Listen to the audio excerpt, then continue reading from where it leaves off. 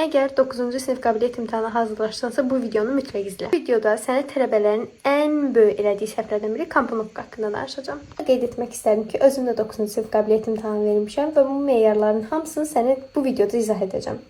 Bunu demək istərdim ki, bu gördüyün natürmort bizim imtahana düşən tipli natürmortlardandır. Yəni, bir dənə həndəsi element, bir dənə meyvə, bir dənə qabdan ibarət olur. İndi isə əsas mövzumuza keçək, komponovka. Biz vərəqdə necə düzgün yerləşdirməliyik?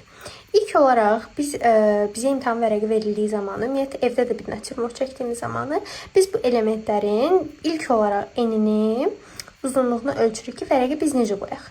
Eninə mi qoyaq, uzunluğuna mı qoyaq? Onu biz bildikdən sonra biz təxminən bu hissədən və bu hissədən xəttlər götürürük. Yəni vərəqimin bu hissəsi ilə bu hissəsi eyni olur. Bu yuxarıdan da, aşağıdan da eyni tipli qayda ilə.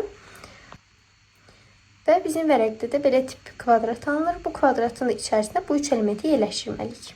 Biz bu üç elementin enini, uzunluğunu ölçdüyümüzdən sonra vərəqimizi düzgün yerləşdiririk. Və elə olur ki, məsələn, biz bayaqki qoyduğumuz kvadrat var idi ya. Elə olur ki, məsələn, mənim qabım o kvadrata yerləşmir. Yəni, ya biraz çoxaldıram, ya əksinə daha kiçik olmalıdır. Və mən unuduram ki, bu tərəfdə mən komponovkanı düzgün, yəni ölçmədim təzdən. Və məhz buna görə də sizin 4 balınız gedir. Bunu demək istərdim ki, bu komponovka dediyimiz vərəqdə düzgün yerləşdirmə düz 4 bala yaxın balınızı aparır. Yəni, komponovka düz olduğu zaman bu sizə plus 4, sərf olduğu zaman isə çıx 4 verir.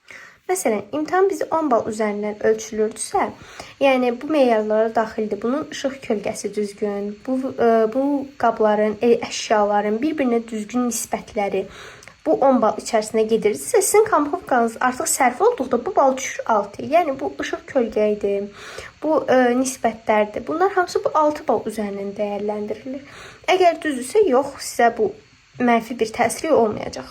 Əgər sənə 9-cu sinif qabiliyyət imtahanları haqqında qaranlıq olan bir mövzu varsa, şərhlər bölməsində bölüş.